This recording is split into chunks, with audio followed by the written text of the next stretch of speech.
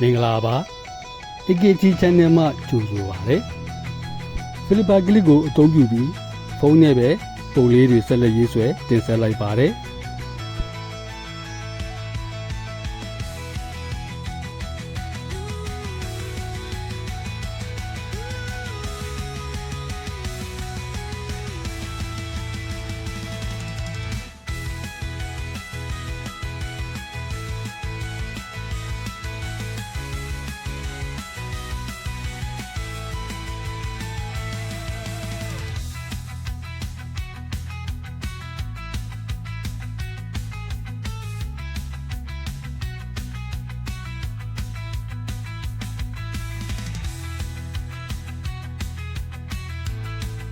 ပုံလေးကိုလက်စားတတ်ပါမယ်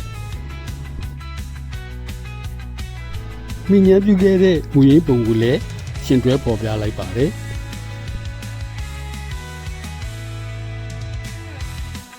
အခုတော့ဒီလောက်ပါပဲအားလုံးပဲကျွမ်းလန်းချမ်းမြေ့ကြပါစေ